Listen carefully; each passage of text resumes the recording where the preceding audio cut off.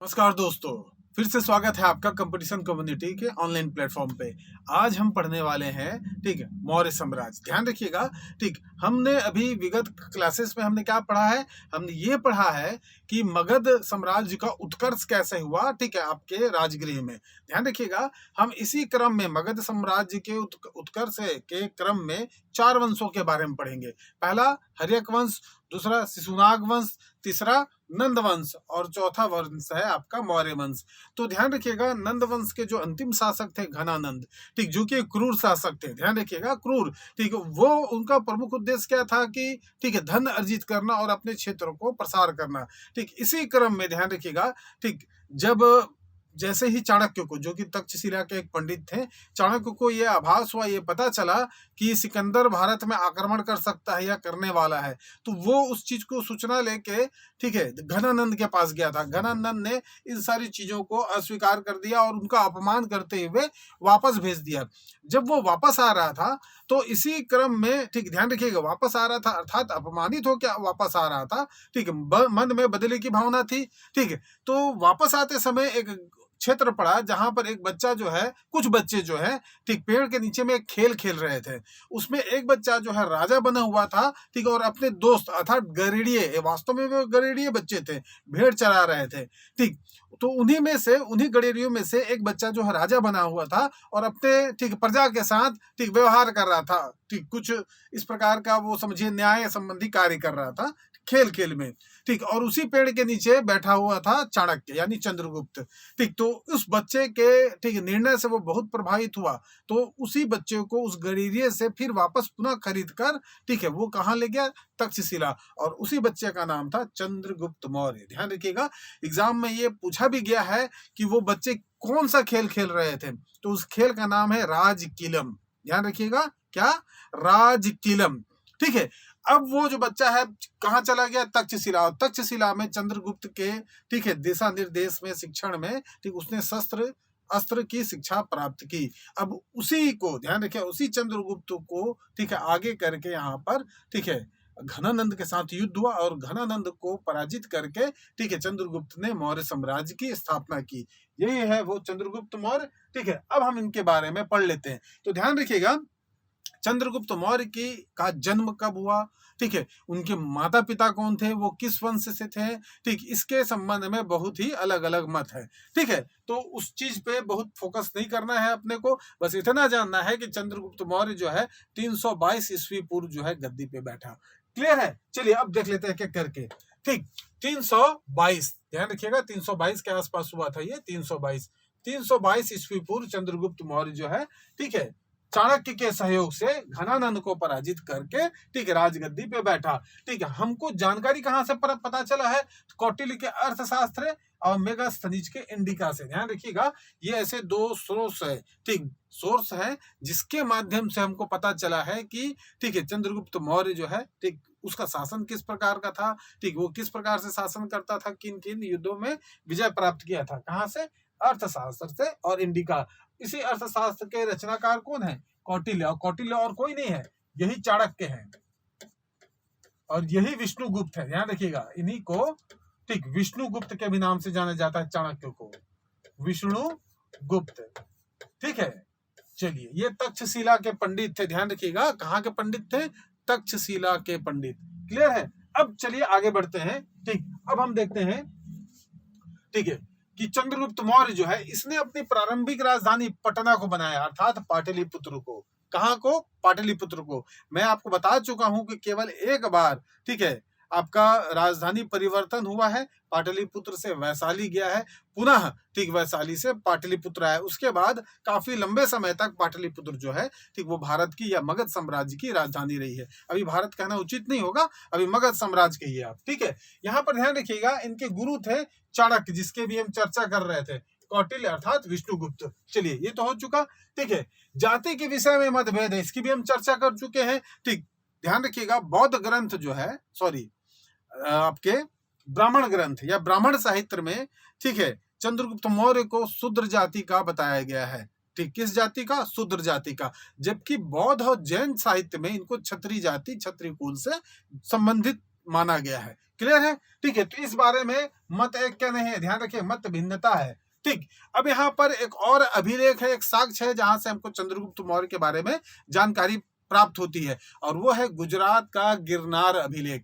ध्यान रखिएगा, वास्तव में चंद्रगुप्त मौर्य का जो साम्राज्य है गुजरात के सौराष्ट्र तक था, और सौराष्ट्र में एक पर्वत है गिरनार, और उसी गिरनार के ऊपर में एक अभिलेख मिला है। तो ध्यान रखिएगा, कौन सा अभिलेख? जूनागढ़ अभिलेख। ध्यान रखिएगा, जिसके रचयिता कौन थे?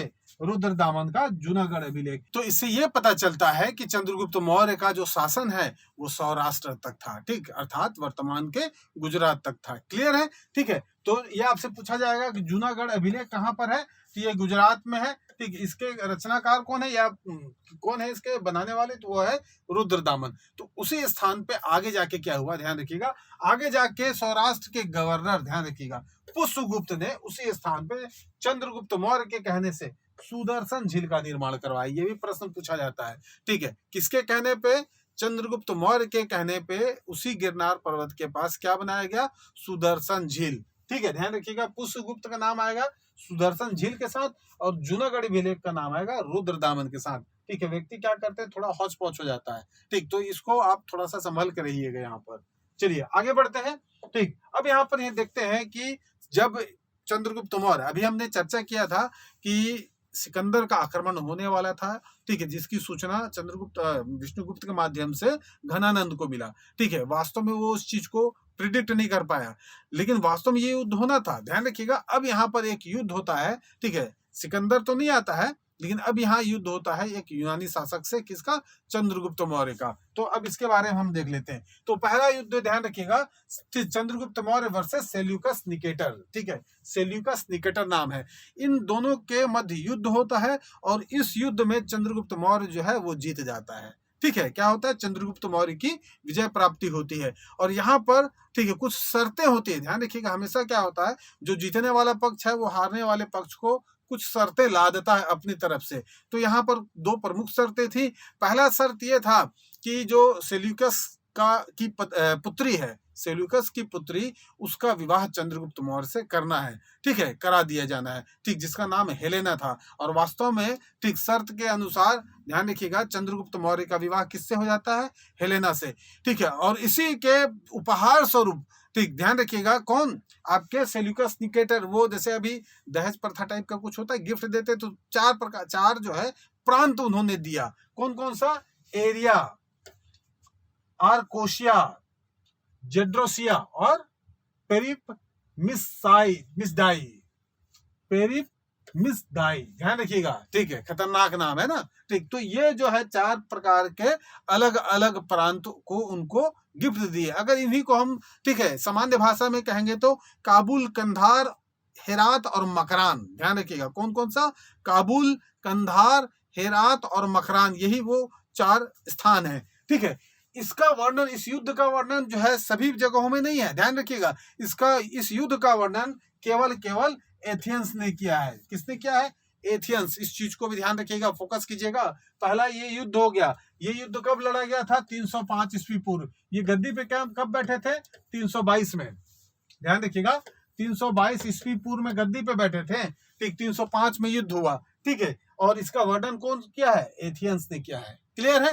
ठीक, अब देखते हैं यहाँ पर इनके समय में, देखिए, लड़ाई तो हो गया, ठीक, सेटलमेंट भी हो गया। ठीक, लड़ाई होने के बाद यहाँ सेटलमेंट भी हो जाता है। एक हिसाब से दोनों जो है रिश्तेदार बन गए। अब रिश्तेदार बन गए तो आना जाना चलते रहता है, खबर लेना पड़ता है। तो खबर लेने के लिए उन्होंने खबरी भेजा, जिसको हम लोग राजदूत कहते हैं, और वो था, ठीक, ध्यान रखिएगा, मेगास्थनीज। ठीक, तो ध्यान रखिएगा, सेल्यूकस निकेटर ने अपना एक राजदूत भेजा जिसका नाम था मेगास्थनीज। क्या नाम था? मेगास्थनीज। इसी मेगास्थनीज की रचना का नाम है इंडिका। तो तत्कालिक समय में जो जितना समय तक वो भारत में रहा, भारत में भ्रमण किया, उन सारी जानकारी को इसने इंडिका में लिख दिया। ठीक है, ध्यान रखिएगा।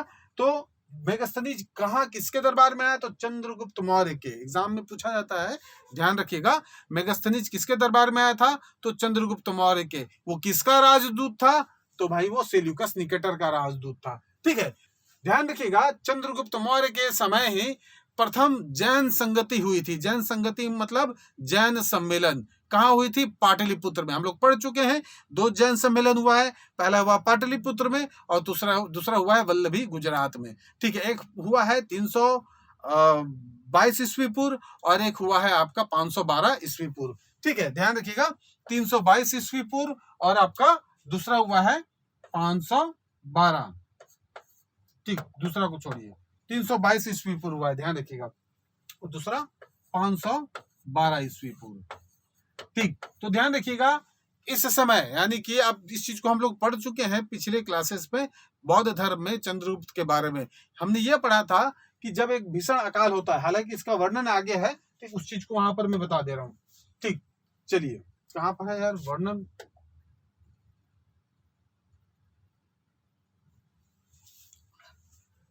हम यहाँ पर एक चीज की चर्चा कर लेते हैं कि किस प्रकार बौद्ध धर्म से, जैन धर्म से आपका चंद्रगुप्त मौर्य का संबंध था। ध्यान रखिएगा, ठीक है। आपको हमने अकाल के बारे में बताया था कि बहुत भीषण अकाल पड़ा था, किसके नेतृत्व में?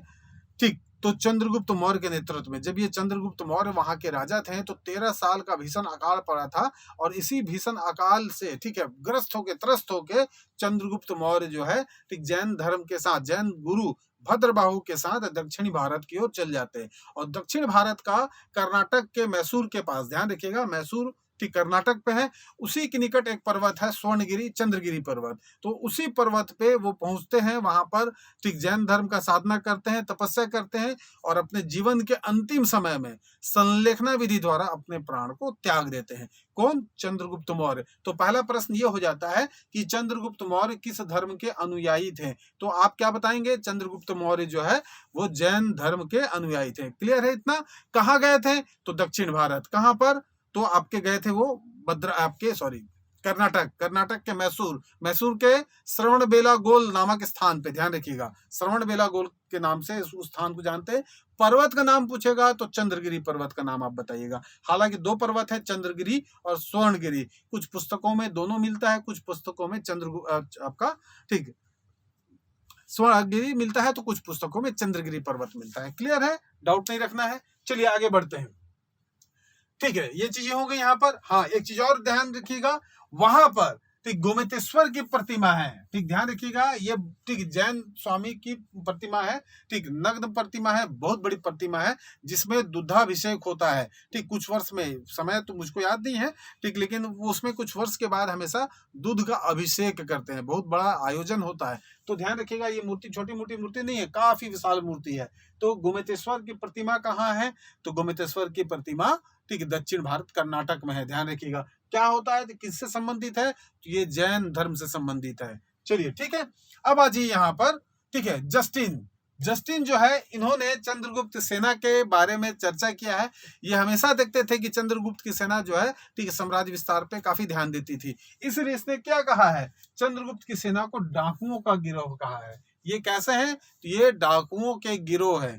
ठीक है, चलिए, दूसरा स्टेटमेंट इन्हीं का है कि चंद्रगुप्त मौर्य को इसने क्या कहा है? सेंड्रोकोट्स। ध्यान रखिएगा, ये पूछा जाता है ना। ठीक, सेंड्रोकोट्स का संबंध यूनानी साहित्य में है और उस यूनानी साहित्य में सेंड्रोकोट्स का जो नाम है वो किसके संदर्भ में लिया जा रहा है? वो तो लिया जा रहा है आपके चंद्रगुप्त मौर्य के बारे में। ध्यान रखिएगा, ये यूनानी नाम है। अब हम यहाँ कहते हैं चंद्रगुप्त मौर्य, तो उनको वहां पर क्या कहा जा रहा है? सेंड्रोकोट्स कहा जा रहा है। क्लियर है? चलिए, अब हम अगला देख रहे हैं, कुछ महत्वपूर्ण फैक्ट है। प्लूटार्क, इनके बारे में भी जान लीजिए। प्लूटार्क ने कहा है कि चंद्रगुप्त मौर्य के पास 6 लाख की सेना थी। कितना? 6 लाख। ध्यान रखिएगा, उसके पास 6 लाख की सेना थी और इसी 6 लाख की सेना के बदौलत उसने संपूर्ण भारत को रौंद डाला। इस चीज को ध्यान रखिएगा ना, अर्थात कहने का तात्पर्य है संपूर्ण भारत को जीत डाला। क्लियर है? किसने कहा है? प्लूटार्क पूछा जाता है। ठीक, नेक्स्ट है, ठीक, यहाँ पर महावंश जो है जैन धर्म का एक ग्रंथ है और इसी महावंश में इन्होंने ठीक चंद्रगुप्त मौर्य के साम्राज्य के बारे में बताया है। क्या बताया है? ठीक, सकल जम्बू द्वीप, एक शब्द आता है, ध्यान रखिएगा, सकल जम्बू द्वीप का शासक, अर्थात संपूर्ण जो जम्बू द्वीप है, भारत है, उसका शासक कौन है? चंद्रगुप्त मौर्य है। ठीक है, ध्यान रखिएगा, जम्बू द्वीप का मतलब भारत से है। यहाँ एक चीज और बताना है आपको कि चंद्रगुप्त मौर्य का जो शासन का परम उद्देश्य है वो रहा है प्रजा का सुख। क्या रहा है? प्रजा का सुख। क्लियर है? चलिए आगे बढ़ते हैं। ध्यान रखिएगा चंद्रगुप्त मौर्य जो है, ठीक, इन्होंने अपने शासन के समय अपने पूरे साम्राज्य को कितने भाग में बांट के रखा था? 4 भाग में। ठीक है, ध्यान रखिएगा, उत्तरापथ, दक्षिणापथ, ठीक है, आपका पूर्व का और एक पश्चिम का। तो ध्यान रखिएगा, एक एक करके आप ध्यान रखिएगा। यहाँ पर मैं बता रहा हूँ, पहला है गया उत्तरापथ। उत्तरापथ की राजधानी तक्षशिला, ये यहाँ पर है भाई, तक्षशिला। ठीक, ध्यान रखिएगा, उत्तरापथ की राजधानी कहाँ? उत्तरापथ, ध्यान रखिएगा, उत्तरापथ की राजधानी कहाँ? तो तक्षशिला, वर्तमान पाकिस्तान में। और इसी तक्षशिला के पंडित थे, आचार्य थे चंद्रगुप्त मौर्य। क्लियर है? ठीक है। दक्षिणा जी, ये स्वर्णगिरी, ठीक, ये कर्नाटक है, कर्नाटक का स्वर्णगिरी। ठीक, तो ये है आपका, ठीक, स्वर्णगिरी, ध्यान रखिएगा, स्वर्णगिरी। क्लियर है? ठीक, पूर्वी हिस्सा है, ध्यान रखिएगा, सबसे पूर्वी हिस्सा अवंती, अवंती मतलब उज्जैन, ये आपका अवंती। ठीक, तो उज्जैन ये इनका सबसे पूर्वी हिस्सा था, यानी एक अलग प्रांत। ध्यान रखिएगा, कुल मिला के 4 प्रांत में बांटा था, 1 2 3 और 4। फिर अगला प्रांत था प्राची, और वो प्राची कौन है? पाटलिपुत्र में, ध्यान रखिएगा, पाटलिपुत्र। ठीक, क्लियर है? चलिए, तो ध्यान रखिएगा, ठीक, बिंदुसार के समय कितने कितने प्रांत थे? तो कुल मिला के 4 प्रांत थे। संपूर्ण भारत को उन्होंने 4 भागों में बांट के रखा था, प्रशासन के सुविधा के दृष्टिकोण से। ध्यान रखिएगा, प्रशासन के सुविधा के दृष्टिकोण से। यहाँ पर मैं एक और चीज बता दूं कि जिस समय, ठीक है, ये शासक थे, ध्यान रखिएगा, बिंदुसार शासक थे, तो उस समय तक्षशिला में विद्रोह हुआ था। तो उस विद्रोह को दबाने के लिए सबसे पहले बिंदुसार ने सुसीम को भेजा था। ठीक है, उन्हीं का पुत्र है सुसीम। उसके बाद जब दूसरी बार विद्रोह हुआ, उस विद्रोह को शांत नहीं हो पाया सुसीम के नेतृत्व में, तब अशोक को भेजा गया। ध्यान रखिएगा, ये पूछा जाता है कि तक्षशिला में हुए विद्रोह को दबाने के लिए किसको भेजा गया? तो पहले सुसीम को भेजा गया, और दूसरी बार किसको भेजा गया? ठीक, अशोक को भेजा गया। कहाँ? तक्षशिला में। चलिए आगे बढ़ते हैं। ठीक, अब आ जाइए, ठीक, बिंदुसार। ध्यान रखिएगा, बिंदुसार जो है अशोक के पुत्र थे। ठीक, बिंदुसार कौन थे? अशोक के पुत्र। ठीक, अब ध्यान रखिएगा, इनका उपनाम बहुत फेमस नाम है, अमित्रोघात या अमित्रोचेट्स, ऐसा नाम से जाना जाता है। ठीक, ध्यान रखिएगा, इनका यूनान से संबंध है, इसलिए यूनानी साहित्य में हमेशा एक शब्द आएगा, यूनानी साहित्य में इनको किस नाम से जाना जाता था? तो यूनानी साहित्य में इनको अमित्रोचेट्स के नाम से जाना जाता था। ठीक, जिसको हम हिंदी में कहेंगे तो अमित्रघात। क्या कहेंगे? अमित्रघात, यानी कि शत्रुओं का नाश करने वाला। क्या करने वाला भाई? शत्रु का नाश करने वाला। ठीक है, चलिए अब ध्यान रखिएगा, ठीक, अमित्रघात का अर्थ तो हमने बता दिया भाई, शत्रुओं का नाश करने वाला, लेकिन ये अर्थ निकाला किसने है? तो इसने निकाला है, फ्लिट ने निकाला है। ये भी पूछा जाता है एग्जाम में। ठीक, किस विद्वान ने कहा है कि, किस विद्वान द्वारा ये बताया गया है कि अमित्रघात का अर्थ होता है शत्रुओं का विनाश करना? तो किसके द्वारा? फ्लिट के द्वारा। क्लियर है? चलिए ध्यान रखिएगा, इससे पहले, यानी कि ये आजीवक संप्रदाय के अनुयायी थे। ध्यान रखिएगा, ठीक, इससे पहले ध्यान, बिंदुसार से पहले शासक कौन है? चंद्रगुप्त मौर्य। चंद्रगुप्त मौर्य क्या किस धर्म को मानने वाले? तो जैन धर्म को मानने वाले थे। और ये जो है आपके बिंदुसार है, ये आजीवक संप्रदाय को मानने वाले थे। ठीक है, आजीवक संप्रदाय की स्थापना किसने की थी? तो आजीवक संप्रदाय की स्थापना मखल्लीपुत्र गौसाल ने की थी। ध्यान रखिएगा, मुखल्लीपुत्र गौसाल। क्लियर है? चलिए अगला देख लेते हैं। प्लिनी एक इतिहासकार है, इन्होंने कहा है, ठीक, ध्यान रखिएगा, बिंदुसार के दरबार, जिस प्रकार मेगास्थनीज आया था चंद्रगुप्त मौर्य के दरबार में, उसी प्रकार दो, ठीक, अलग अलग यात्री, 2 अलग अलग राजदूत बिंदुसार के दरबार में आते हैं। तो सबसे पहला स्टेटमेंट है प्लिनी के अनुसार। प्लिनी ने कहा है कि बिंदुसार के दरबार में टालमी फिलाडेल्फस द्वितीय, ठीक, इतिहास मतलब आपके राजा है, ठीक, टालमी फिलाडेल्फस द्वितीय का राजदूत कौन आया था? डायनोसियस आया था। ठीक, ध्यान रखिएगा, ये बार बार पूछा जाता है किसका राजदूत? तो टालमी फिलाडेल्फस द्वितीय। ठीक, कौन आया था? तो डायनोसियस आया था। क्लियर है? ठीक, तो इतना याद रखिएगा। दूसरा याद रखिएगा, ठीक, ये तो प्लिनी के अनुसार हो गया। दूसरा है स्ट्रोबो के अनुसार। स्ट्रोबो ने कहा है कि, ठीक है, एंटियोकस प्रथम एक राजा था वहां का, और उसका राजदूत आया था डाइमेकस। कौन आया था भाई? डाइमेकस। अब यहाँ पर एक स्टेटमेंट है, एक कहानी है छोटा सा, उस चीज को ध्यान रखिएगा। यहाँ पर जब बिंदुसार के दरबार में, ठीक, कौन आया? डाइमेकस आया। तो डाइमेकस से जब मिले, दोनों की मुलाकात हुई, बिंदुसार, ध्यान रखिएगा, बिंदुसार वर्सेस ठीक डाइमेकस। तो बिंदुसार ने ठीक बहुत सारा इनको मतलब ठीक क्या कहते हैं, अतिथि सत्कार किया। अतिथि सत्कार के साथ साथ बहुत सारा सम्मान किया, बहुत सारे भेंट इनको दिए, ठीक है। लेकिन बिंदुसार ने कुछ मांग रख दी डाइमेकस के सामने। तो ध्यान रखिएगा, इतिहास में बार बार पूछा जाता है, बिंदुसार ने 3 चीजों की मांग करी। कौन कौन सा चीज है, उस चीज को ध्यान रखिएगा। सबसे पहला चीज था मीठी मदिरा। क्या चीज? मीठी मदिरा।